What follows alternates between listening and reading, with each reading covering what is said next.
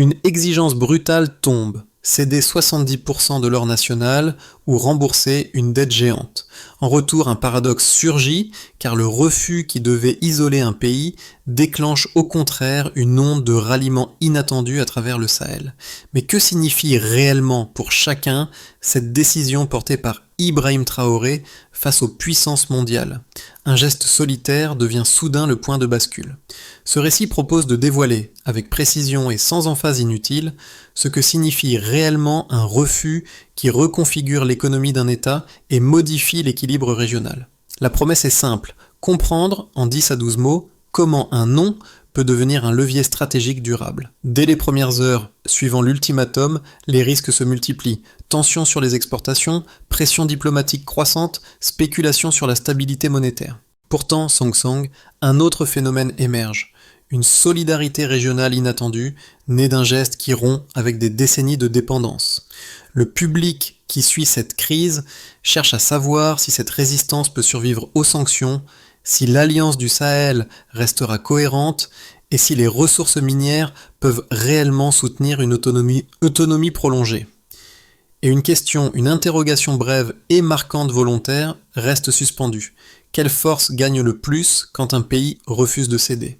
C'est cette trajectoire mêlant incertitude immédiate et enjeu à long terme que cette enquête propose d'examiner. En l'espace de 48 heures, un simple télégramme transforme une tension financière en affrontement géopolitique déclaré. Et dans ces mêmes premières heures, un second fait surprend. Le refus, loin d'immerger le Burkina Faso dans l'isolement annoncé, déclenche au contraire des signaux de soutien immédiat depuis plusieurs capitales sahéliennes. Ce double révélateur replace la décision d'Ibrahim Traoré dans un cadre plus large que celui d'un différend économique. Le message venu de Washington, céder 70% des réserves d'or ou rembourser 5 milliards de dollars, agit comme un catalyseur qui dévoile les lignes de fracture existantes depuis des décennies.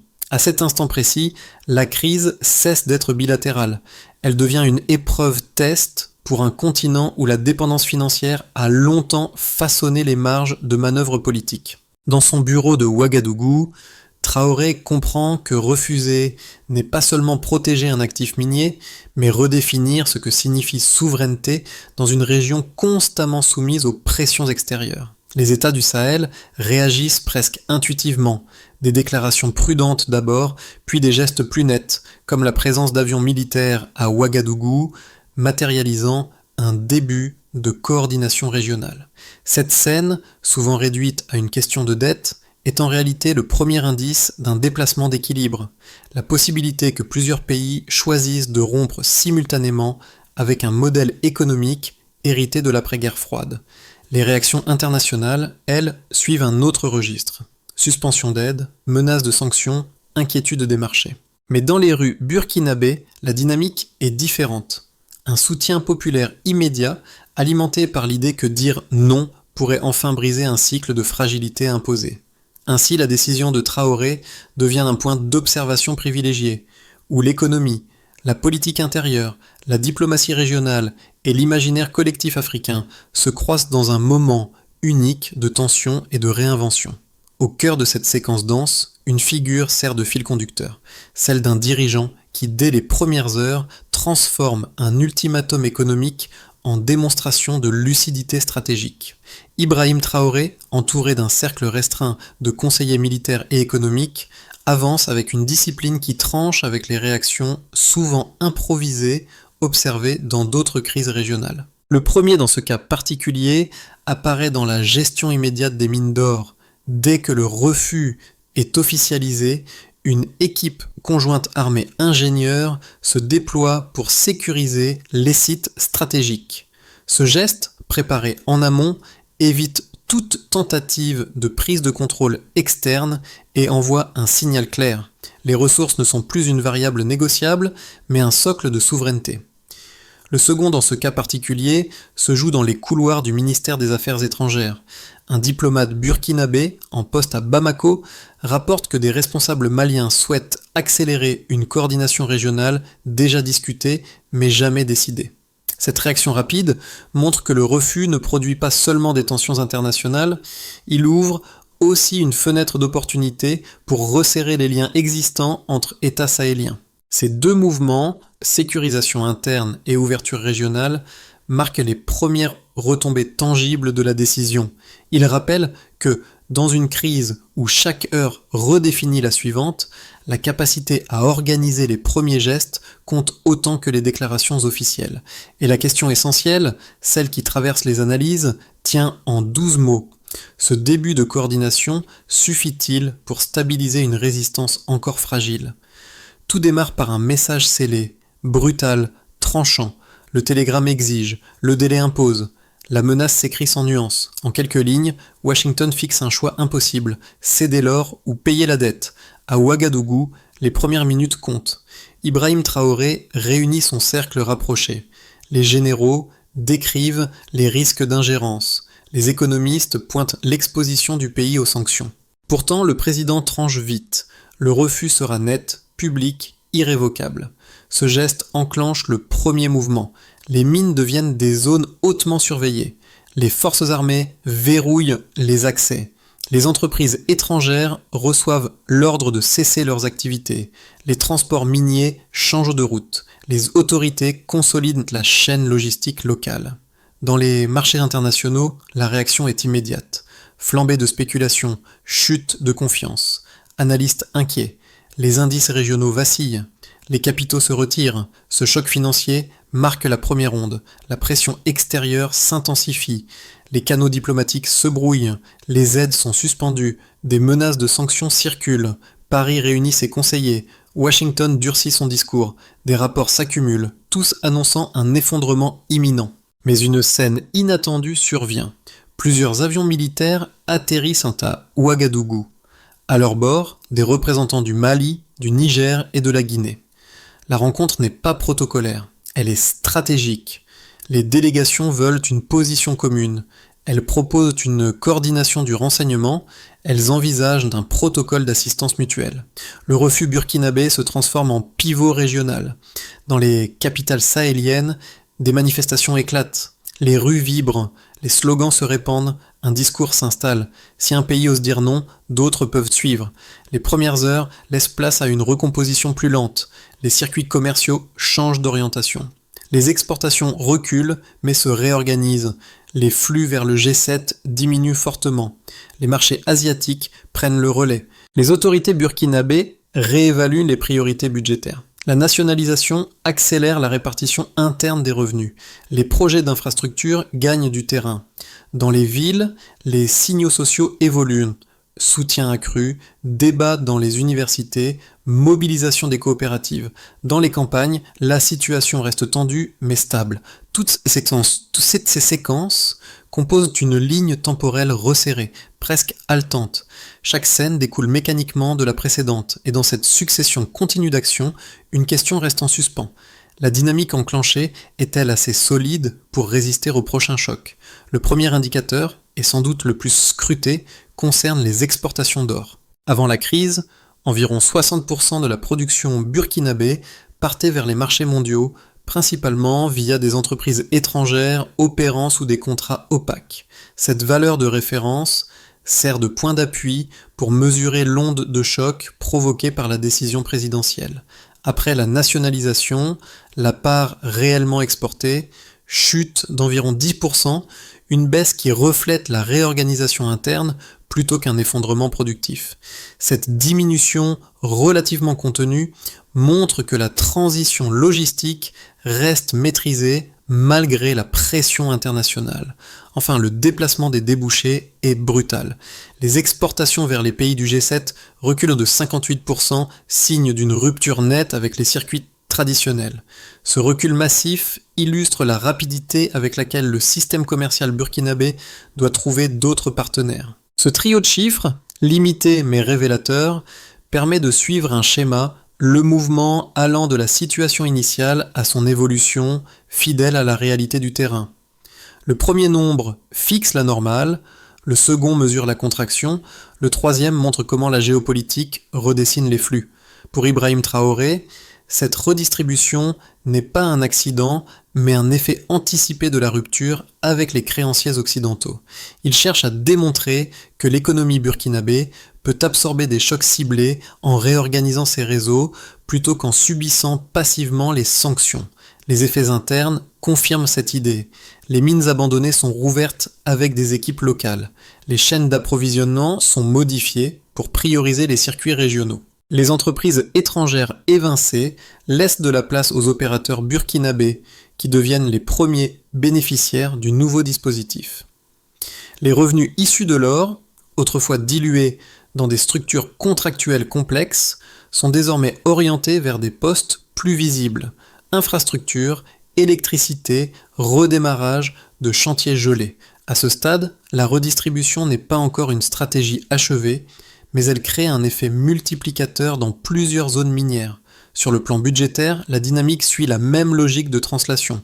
La dette publique, estimée à 5 milliards de dollars, reste un pivot de la crise, mais cesse d'être un instrument de contrainte exclusif. La réorientation des recettes minières permet un amortissement partiel, visible d'abord dans la stabilité des salaires publics, puis dans la résistance du système administratif. L'un des éléments clés, ici, est la capacité du gouvernement à maintenir les programmes sociaux malgré la suspension de l'aide extérieure. Cet aspect, rarement mentionné dans les lectures macroéconomiques, explique la montée du soutien populaire enregistré dans les sondages. Au niveau régional, la réallocation des flux commerciaux crée un second cercle d'effets. La montée des échanges avec la Chine et la Russie apporte une respiration économique, certes fragile, mais suffisante pour éviter la rupture. Les pays du Sahel voient dans cette transition la preuve qu'un État peut survivre au choc initial sans s'effondrer immédiatement. Cette perception, plus politique qu'économique, contribue à renforcer la dynamique d'alliance déjà amorcée au P5. Ainsi se dessine la logique de ce chapitre. 3 chiffres précis, le mouvement allant de la situation initiale à son évolution lisible, et une réorganisation progressive de l'économie burkinabé. Et au centre de cette transformation, la question demeure. La solidité des nouvelles alliances commerciales suffira-t-elle à prolonger la trajectoire voulue par Ibrahim Traoré ? Les critiques les plus sévères, venues principalement des capitales occidentales, avancent un premier argument. Sans l'appui du FMI et des bailleurs classiques, le Burkina Faso serait structurellement incapable de supporter un isolement prolongé. Selon cette perspective, l'économie nationale, déjà fragile, ne pourrait absorber un choc combinant sanctions, contraction des exportations et suspension des aides financières. Les analystes qui défendent cette thèse insistent sur la vulnérabilité monétaire du pays et sur l'importance du financement international pour maintenir les infrastructures essentielles. Dans leur lecture, la décision de rupture causerait inévitablement une spirale récessive. Un second argument, cette fois formulé par certaines élites africaines prudentes, estime que la stratégie de résistance risque d'enfermer le pays dans une confrontation stérile avec les grandes puissances. Ces voix soulignent que les alliances sahéliennes, bien qu'enthousiastes, restent dépendantes d'équilibres politiques fragiles et de capacités économiques limitées. Elles craignent qu'un élan régional symbolique ne suffise pas à soutenir une réorientation durable des flux commerciaux et financiers. La critique, ici, n'est pas hostile mais inquiète. Elle considère le geste courageux, mais redoute l'insuffisance des contrepoids institutionnels. L'exercice Stillman exige pourtant de renforcer ces deux arguments avant de leur répondre. Oui, la dépendance aux financements internationaux est un fait historique. Oui, les alliances régionales ne disposent pas encore des mécanismes robustes des blocs économiques majeurs. Et oui, un isolement prolongé peut fragiliser un État déjà en tension structurelle. Placés ainsi, les deux arguments semblent presque irréfutables. Mais les données du terrain montrent une dynamique moins univoque. Les exportations réorientées vers la Chine, la Russie et plusieurs marchés africains démontrent que les circuits alternatifs ne sont pas théoriques, mais déjà opérationnels. La stabilisation relative de la production minière, malgré l'expulsion des entreprises étrangères, montre que les capacités internes ne sont pas aussi limitées que prévu. La mobilisation populaire, mesurée par des sondages largement favorables à la résistance, réduit également le risque d'instabilité interne souvent anticipé dans les scénarios pessimistes. Enfin, l'appui politique croissant du Mali, du Niger et de la Guinée crée un noyau régional capable d'amortir une partie des pressions extérieures. Ainsi, même renforcés, les arguments critiques rencontrent une réalité plus nuancée. Le Burkina Faso ne s'effondre pas mécaniquement en l'absence du FMI et les alliances sahéliennes montrent une cohésion plus rapide que prévu. Dans ce contexte mouvant, le pari d'Ibrahim Traoré apparaît moins comme un saut dans le vide que comme une tentative calculée de remodeler les marges de souveraineté disponibles. Ce moment charnière apparaît lorsque le soutien sahélien cesse d'être une réaction émotive pour devenir une architecture politique en émergence. Les signaux venus de Bamako, Conakry et Niamey ne relèvent plus du symbole. Ils prennent la forme de discussions techniques, d'ébauches d'accords de renseignement et de projets d'infrastructures partagés ancrés dans une logique durable. Cette bascule constitue le point médian du récit, l'instant où la résistance cesse d'être un geste isolé d'Ibrahim Traoré pour devenir un cadre d'action régional. Il est frappant de constater que cette dynamique n'a rien d'improvisé. Les délégations sahéliennes s'organisent autour d'un principe clair. Si un pays peut absorber un choc financier sans céder, plusieurs peuvent synchroniser leurs leviers pour amortir collectivement les pressions extérieures. Cette idée, encore fragile mais décisive, transforme une crise imposée en opportunité stratégique. Parallèlement, les capitales occidentales interprètent cette montée en cohésion comme une provocation. Les menaces de sanctions se multiplient, les discours se durcissent. Pourtant, le bloc sahélien consolide sa cohésion, non par idéologie, mais par calcul. Mutualiser la résilience, répartir les coûts, partager les risques. Dès lors, une question s'impose. Cette alliance en formation peut-elle devenir un contrepoids durable dans un paysage dominé par des puissances globales ? Les premiers effets concrets se lisent d'abord au sein de la population burkinabé. Dans les conservations de Ouagadougou comme dans les régions minières, le refus de céder aux créanciers devient un repère identitaire. Les sondages mentionnent un soutien populaire majoritaire, nourri par l'idée que la décision d'Ibrahim Traoré restaure une dignité longtemps abîmée par la dépendance extérieure. Les coopératives locales, notamment dans l'artisanat et l'agroalimentaire, profitent de la redistribution partielle des recettes minières, les fonds alloués à l'électricité et aux routes facilitent la circulation des biens et stimulent les microéconomies régionales. Néanmoins, dans les zones rurales, la prudence domine, l'accès aux intrants agricoles reste irrégulier et la hausse temporaire des prix de certains produits importés crée une tension perceptible. La population oscille donc entre fierté nouvelle et inquiétude matérielle, un équilibre précaire mais inédit. Les élites économiques, quant à elles, réagissent de manière plus nuancée. Une partie d'entre elles voit dans la nationalisation et la réorientation commerciale une chance de réduire la captation étrangère des ressources. Les entrepreneurs locaux, jusque-là éclipsés par les grandes sociétés internationales, trouvent un espace pour s'affirmer dans les chaînes d'approvisionnement minières. Cependant, d'autres milieux d'affaires redoutent la volatilité des marchés et l'imprévisibilité des sanctions. Ils s'interrogent sur la capacité du pays à maintenir une stabilité financière durable sans réintégrer les circuits de financement traditionnels. Cette fracture interne reflète un débat plus large. Faut-il privilégier l'autonomie immédiate ou rechercher des compromis avec les puissances financières ? Sur le plan régional, les conséquences sont particulièrement visibles dans le Sahel. Les gouvernements du Mali, du Niger et de la Guinée perçoivent la décision burkinabé comme une brèche ouverte dans un équilibre longtemps verrouillé. Le rapprochement entre ces pays se matérialise par des initiatives concrètes, projets frontaliers, coordonnés, échanges d'expertise militaire, discussions autour d'un cadre commercial commun. Ce mouvement, encore fragile, montre qu'une solidarité sahélienne peut émerger sur la base d'un refus partagé des modèles économiques dominants. Les populations de ces États suivent attentivement l'évolution du Burkina Faso, cherchant à comprendre si la voie ouverte par Traoré peut devenir un précédent pour d'autres nations confrontées aux mêmes pressions. À une échelle plus large, l'onde de choc atteint l'ordre mondial. Pour les puissances occidentales, le refus burkinabé représente une rupture inquiétante avec la logique habituelle de négociation. Les sanctions envisagées deviennent des signaux adressés non seulement à Ouagadougou, mais aussi aux autres pays susceptibles d'imiter sa trajectoire. Dans les institutions financières internationales, les discussions se crispent.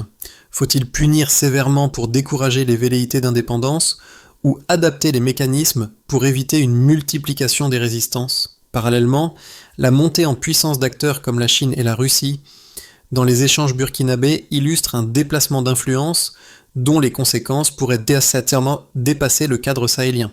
Cette redistribution du jeu diplomatique montre qu'une décision jugée isolée peut en réalité réorienter les rapports de force sur plusieurs continents. Ainsi, l'ensemble de ces effets dessine une transformation profonde, où un refus ponctuel devient un levier structurel. La question qui se pose désormais est simple. Les bénéfices symboliques et régionaux suffiront-ils à compenser les pressions croissantes venues du système international que défie, silencieusement mais sûrement, Ibrahim Traoré? Dans les mois à venir, 3 trajectoires restent possibles. Dans un scénario de base, le Burkina Faso stabilise ses exportations, maintient ses infrastructures essentielles et s'appuie sur l'alliance sahélienne pour absorber les pressions. La résistance voulue par Ibrahim Traoré se maintient, mais sous tension permanente. Dans un scénario optimiste, les investissements non occidentaux augmentent, les mines modernisées financent routes et énergie, et le bloc sahélien se structure en acteur régional crédible. Le pays devient un modèle de souveraineté économique. Dans un scénario pessimiste, sanctions durcies, essoufflement administratif, hausse sociale des tensions, le gouvernement négocie partiellement un retour vers les bailleurs internationaux. Mais même ainsi, la rupture de 2025 laisserait un précédent durable. Face à ces chemins, une règle demeure: lire les tendances profondes plutôt que les secousses immédiates. La crise du Burkina Faso paraît lointaine, mais elle éclaire un enjeu universel. Comment un État protège-t-il son autonomie face aux puissances économiques? Pour les observateurs politiques, la trajectoire ouverte par Ibrahim Traoré devient un test de souveraineté dans un monde interdépendant.